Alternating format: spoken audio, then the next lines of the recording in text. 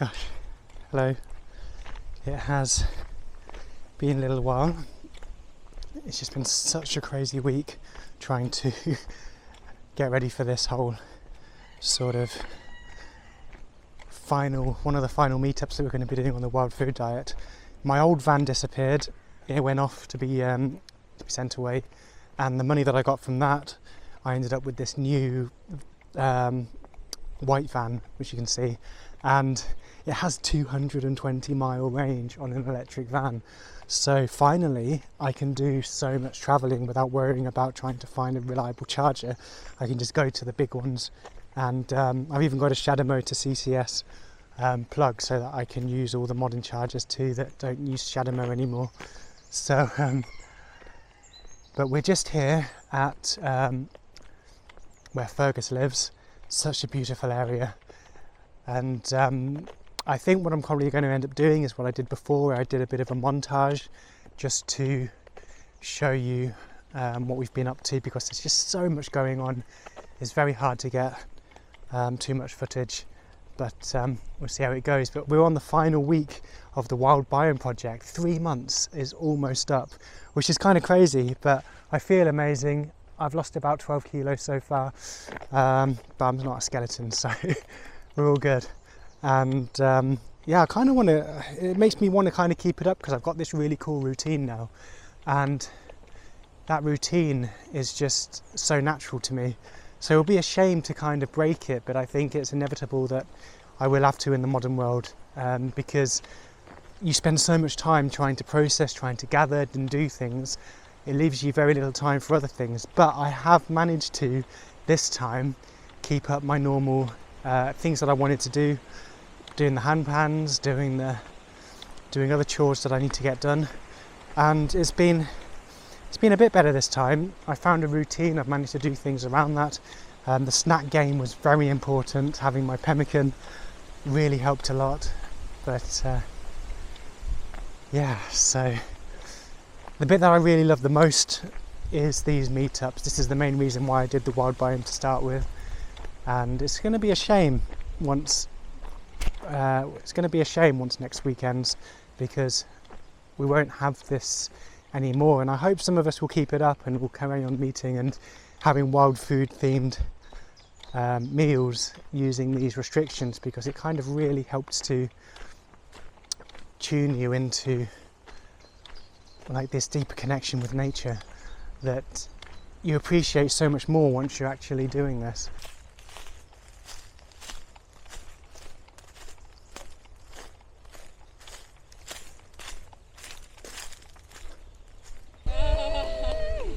So let's do it again.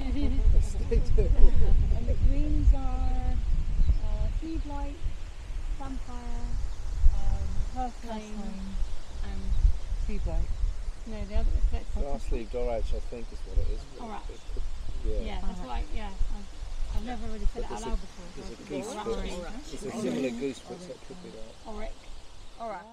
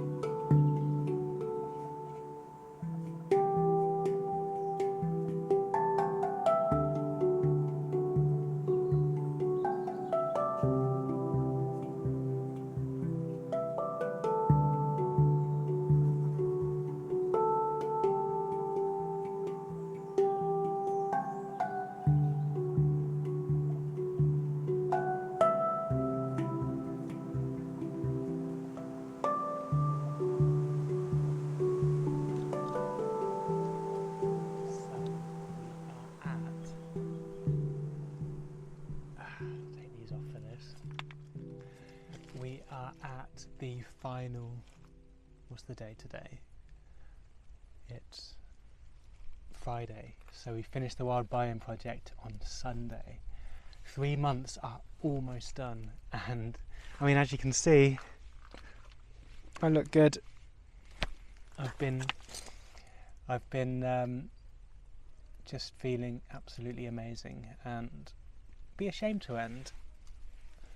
But it's just kind of whether I jump back into the convenience of living or if I carry on with this rhythm for a bit longer. We will see. I'll probably go back to raw milk, as I've said before. But I'm just here in this beautiful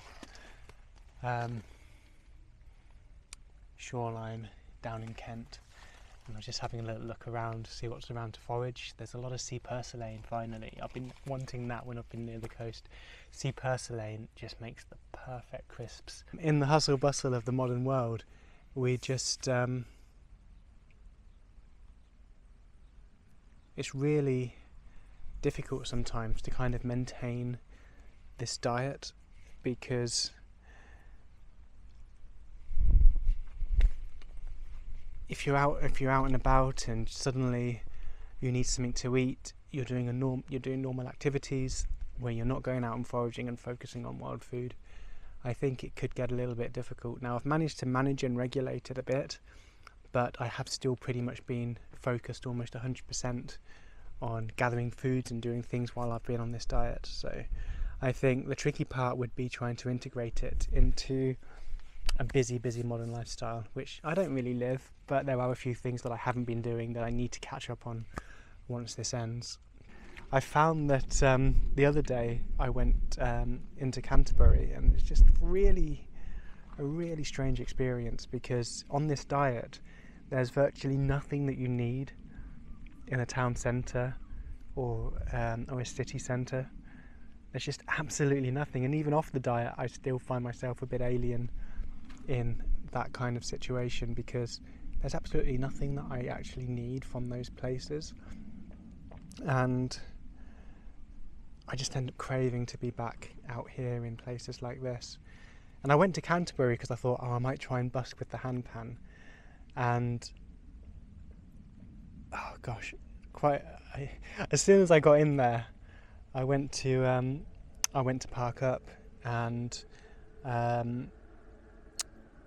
there was a queue to the car park. Was crazy. I could smell all the car fumes. I finally got to the charger, plugged the van in. The charger stopped working, so it cost me almost £10, because I didn't even look at the car park chargers. So it cost me almost £10, and my body was kind of going into like fight and flight. I needed to get out of there and get back to the countryside. I'm just not cut out for city life, which is a shame, because I do want to try and do some busking on the hand pan, but I just can't deal with those situations. And when I was in there, I think it might have just been because on this wild food diet as well, there was just kind of like sense of there's nothing comforting here. There's no food, there's no greenery. It's just my body was just in that state of I need to get back to the countryside. I need to get back to nature, which I found quite interesting as well. So I need to kind of find a balance of going to certain places, like maybe seaside towns where I can busk and do things like that, really small, beautiful locations. But yeah, that was my experience going into Canterbury. But I did go to the good food. I did go to the, I think it was a good food shed or something like that.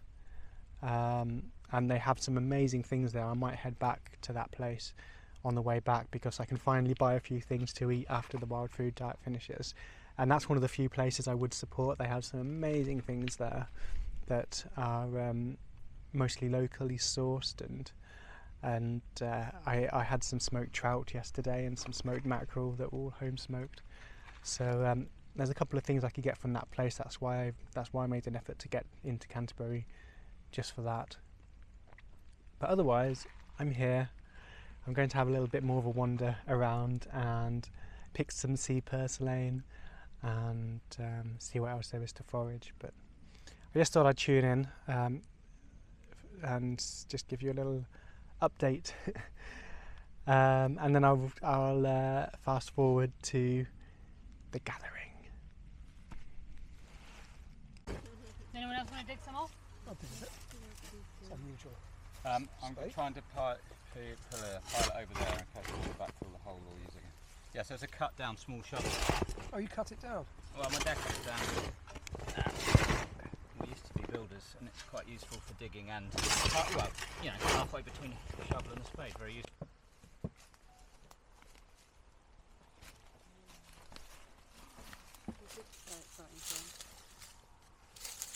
There's a bit of dirt there.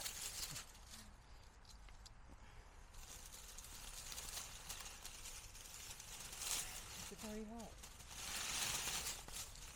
That's enough,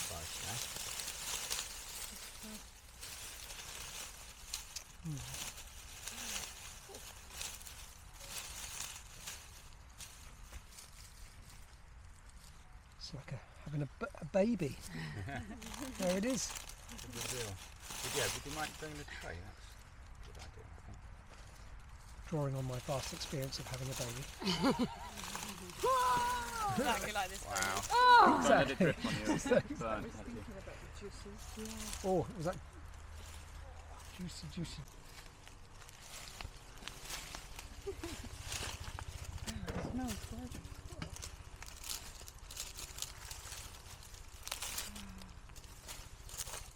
Big roast bit of meat. Do you want to put some of the venison juice in with the sauce? And with the cherries? Yeah.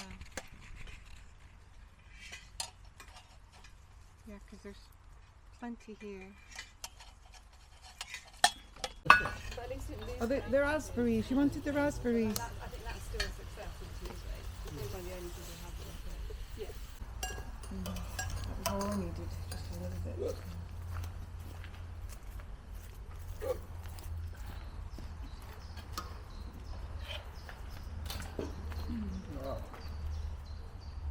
The reason I signed up for this was to do the project, but for these kind of moments, not for the food specifically, but for the the get-togethers and the connection and the enjoyment of preparing and eating this food together. Yeah, this is where it comes to life, isn't it? Yeah, Really? absolutely. Hannah, do you want some cherries? And this is our final supper for the wild biome.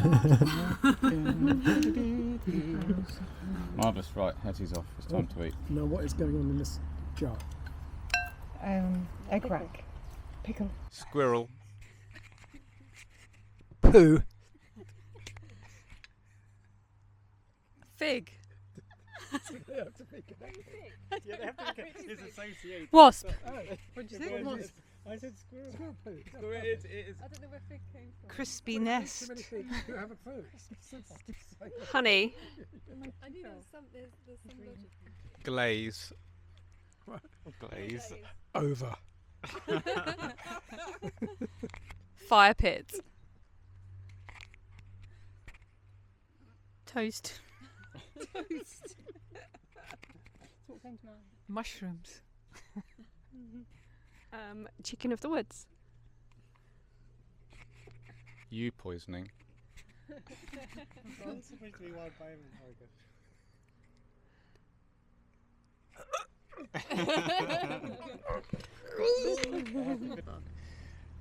Favourite? I am going to ignore the obvious favourite, which is getting together with wonderful friends, which is always the highlight, but I think that will be everyone's highlight. So I think beyond that is carrying on the inspiration that started with Hetty and her work on Alexander roots, and then our work on Alexander roots, and then accidentally stumbling upon the starch, which then allowed the making of things like prawn crackers and stuff, and that was a genuine deep thrill, and that was the kind of moments that I lived for. I think in the Biome Project, that was those, as well as the community aspect, those are the bits that when I really felt alive and my heart was pumping, and I thought, yeah, you know what, this is pretty cool actually. So yeah, that was a highlight for me.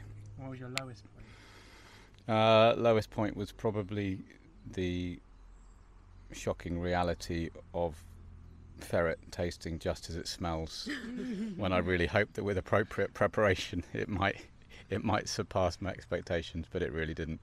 An incredibly musty meat, which did make me gag a little bit. So yeah, that was probably my amusing low. My other lows were just I think, yes, flatlining emotionally for long periods of time, struggling on my own to motivate and to find the enthusiasm to carry on my own and try and balance everyday life and the uneasy feeling of knowing this is what I would really like to do, but being in a situation where I was struggling to enjoy it and find fulfillment from it because of the pressures of life and wanting to give up life rather than the Biome Project, but knowing that I can't. So I think, yeah, those are the difficult points, yeah. Lowest point, I had loads of fish which I pressure canned, and I didn't pressure can it well, and I lost it all.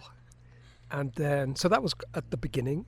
And then this morning, the last day, I was opening my freezer that's got it's got just tons of ridiculous things on it. So you have to kind of open it like that. And I knocked off 2 jars of pressure canned goose, smashed everywhere.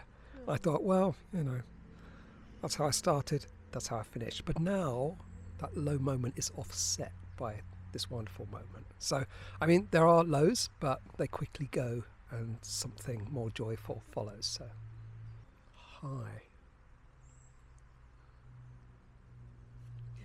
Yeah, I'm looking high for Trees are high. trees are high. I think, the highest moments, as I think a lot of us have experienced, is just the coming together, the communal aspect, which I would have liked to have happened more, like every week, But within that, it's not just the getting together. It's just like, so I've been eating really well on this diet. Like, that breakfast has been amazing. And that came from lots of preparation, lots of fermented things, pickled things, like to build up a plate of stuff that I wouldn't have been able to do in the moment. But the preparation really paid. But as delicious as that was, you still got used to your own way of preparing, your own way of working with ingredients. So when we all come together and people bring their own ways of working, their own ingredients, and that is when the magic really happens. So those moments have been really high points, and they make you, they inspire you to think of different ways of doing things that you potentially wouldn't have thought of. So yeah, that's good moments. So low moments. Yeah, I think it will have to be just, running out of the house, need to go to work, got lots of things on, and then suddenly realising I don't have any food prepared and grabbing what I can. And normally it's for some reason it's always like a dry roasted squirrel. I always have lying about as an emergency food, and it's always awful. So it's like something dry, a dry bit of meat or something that is and having to have that for the day because I haven't prepared. But being able to sort of grab leaves or grab flowers off the trees and just stuff them in my mouth as I go along. And high point, obviously, all these gatherings have been absolutely incredible, and just kind of looking around the room at everyone's, like Hetty's like doing her patties and Andrine's doing her cakes, and you're doing different things and cooking and stuff, and we're all in our zones and in our like joyous places, all doing it together, and I think that's just really beautiful in the moment to realise that, and the same as well for me, kind of if I'm just had the time to just potter about and just really get into a particular plant or a particular ingredient and just have the time to experiment with it and just flow with it, that's just a really joyous moment. And there hasn't been many of those because it's been quite busy, but when it does happen, it's absolutely blissful, and I just want it to last forever. Okay. The low points, I think, have just been sort of disappointments in thinking I could do something and it seemingly easy, or I've watched it and watched other people and watched how to do it, and then it didn't turn out. So, but that turned around to sort of learning from your mistakes. I think another low point was kind of being socially isolated from my friends and family.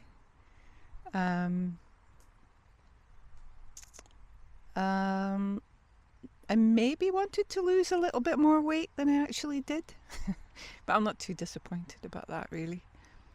Yeah,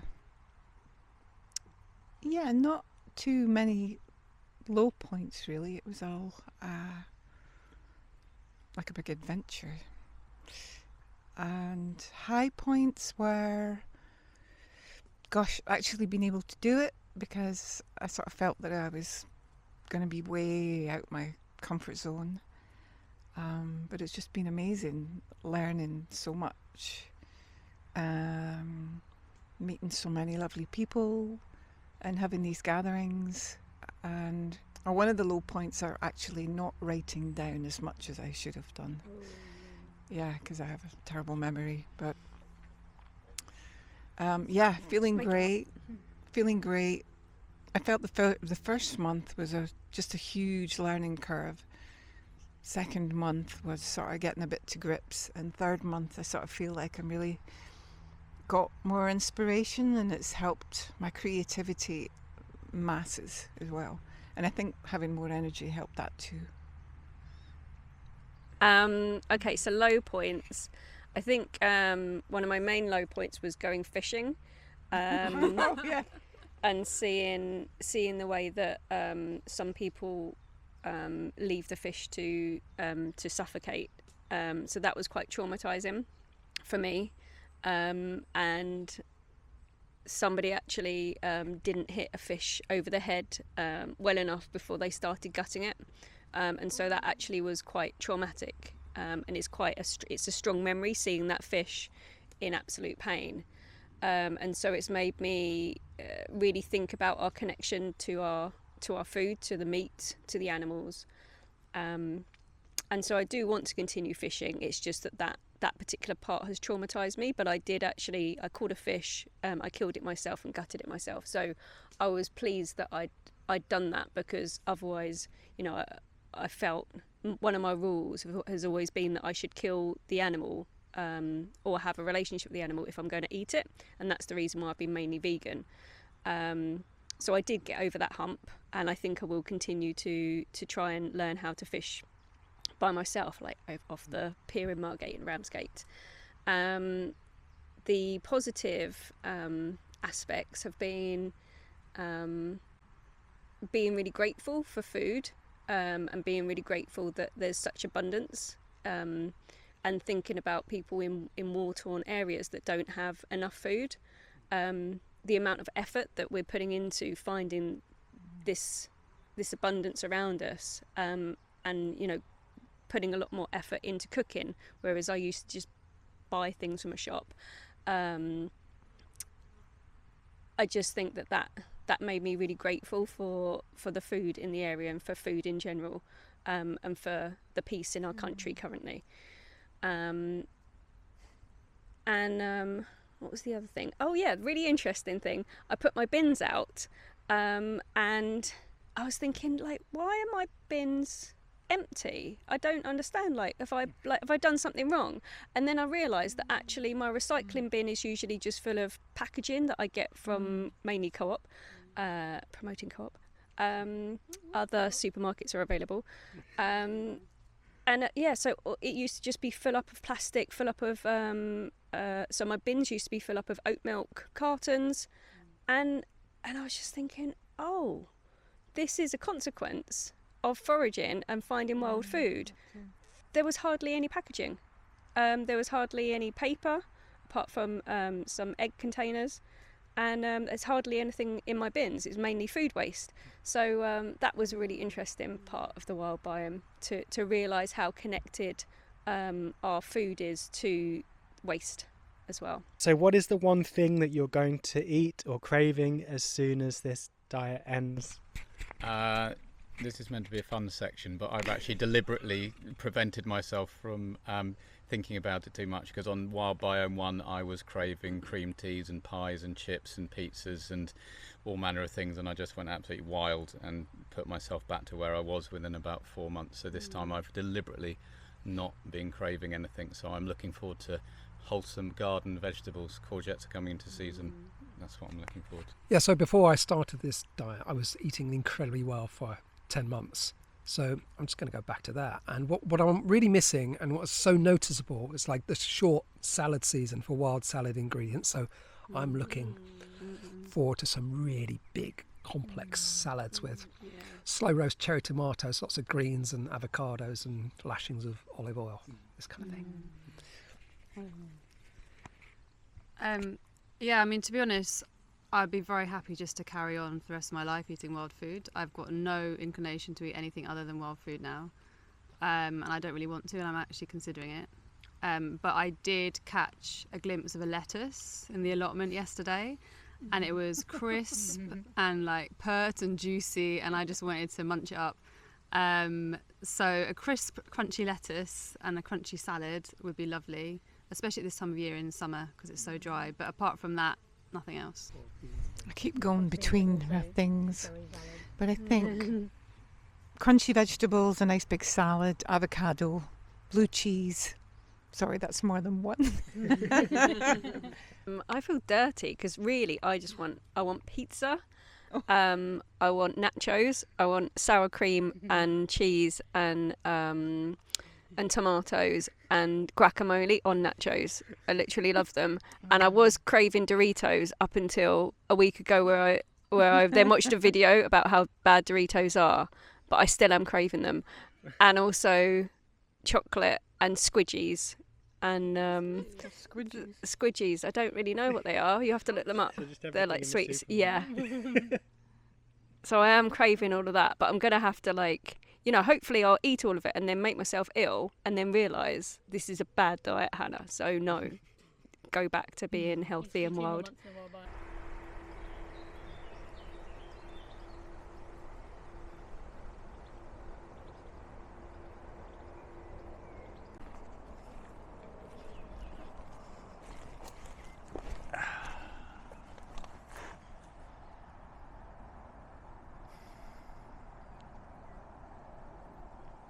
So today marks the day that the Wild Biome Project ends for me.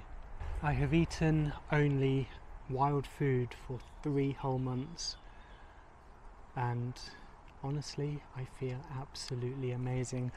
I've done my final measurements today, I've done my tests, I've sent those off. I lost about 12 kilos total during the whole Wild Biome Project. Even though I was eating a lot more than I did on the last one, I still lost about the same amount of weight, which was quite remarkable.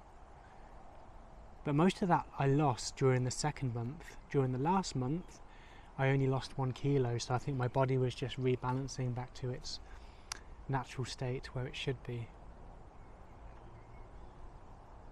And I suppose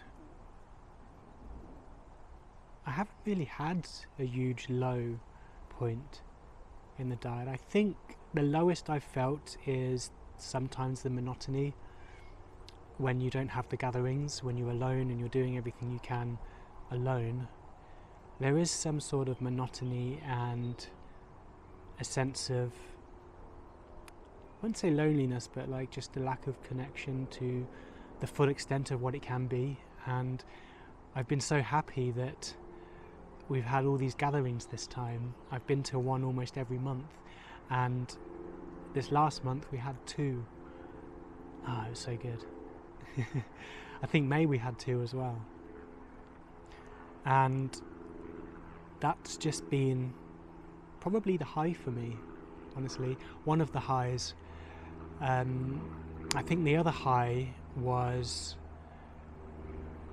some cool recipes that I just kind of played around with, when I tested a food that I haven't really gone too deep with before. So I did my burdock roots for the first time, because I didn't think I could dig it out from the ground, there's been a bunch of other firsts, and those have been quite amazing, but the biggest high was of course the gatherings, just being able to get to people, make some new friends, and just eat such amazing wild diversity. Everyone brought something different to the table, which was just absolutely beautiful.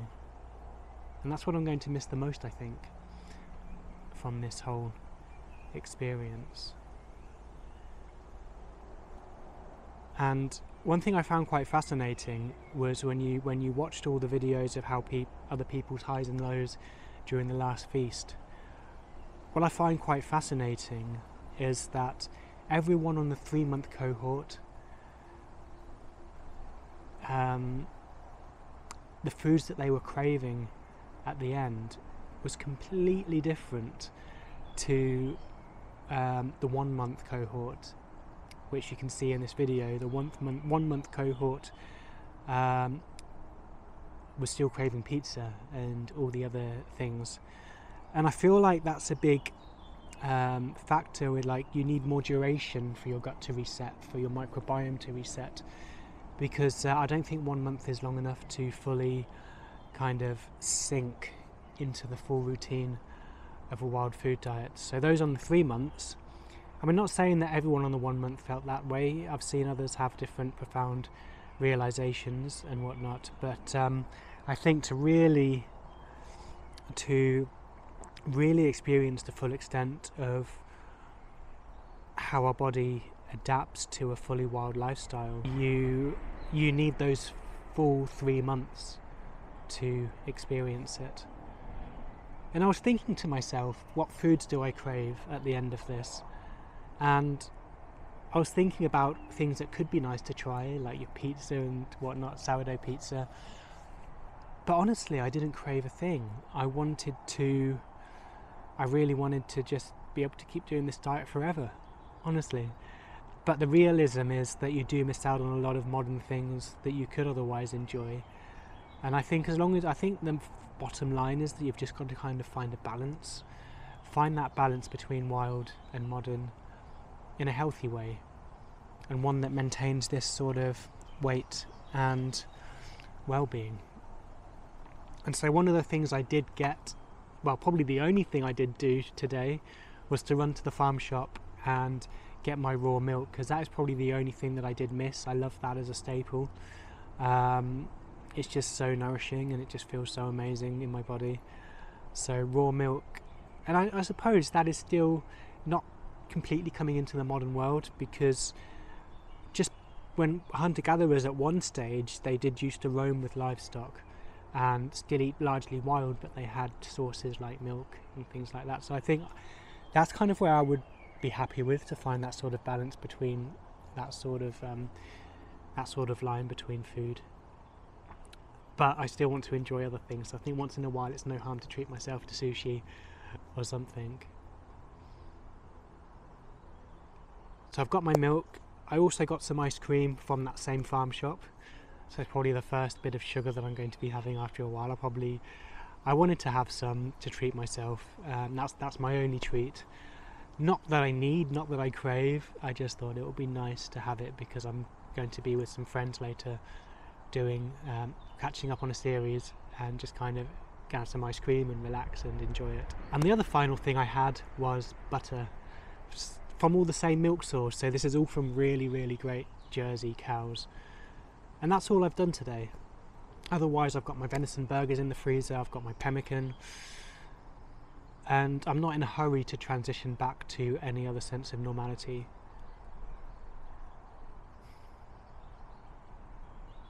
But I feel calm, I feel amazing, and I also feel a sense of melancholy that this has come to an end. We're not going to have as many gatherings as we were having, and I hope we still all meet up at some point. It'll be lovely to stay in touch and at least have days that we just theme it all around our wild food. I think that would be nice. But yeah, time to get back to other routines and patiently await my results, which I'm already quite certain that they're going to come back just as good as they were last time. And gosh, it's so warm today, I'm sweating so badly. But yeah. I think that's where I'm going to leave you today, and I hope you enjoyed watching the series. I'm sorry that I didn't do as many towards June. I was just suffering so much with allergies because of the air pollution, like agricultural and all that kind of stuff, and I was just trying to make sure I had enough to go during the June time, and I just didn't have enough time to kind of work on footage amongst everything else. And at the end of June I start to balance out again. I can actually be outside without sneezing or my eyes going, because all the spraying's been done and everything's going, the crops are going towards harvest time, so I don't tend to suffer as much at this point. But yeah, I hope you enjoy this last video in the series, and if I do take part in the next Wild Biome 2026, I will let you know. I haven't decided yet, but it's going to be a winter one, so that'll be a different challenge altogether. So if I do come back to that, I'll see you next year. Otherwise, yeah, have a lovely summer, and I'll see you next time. And don't forget to like, subscribe and follow everything on my channel, because not only wild food, I also have my hand pan things that I've been getting into this year.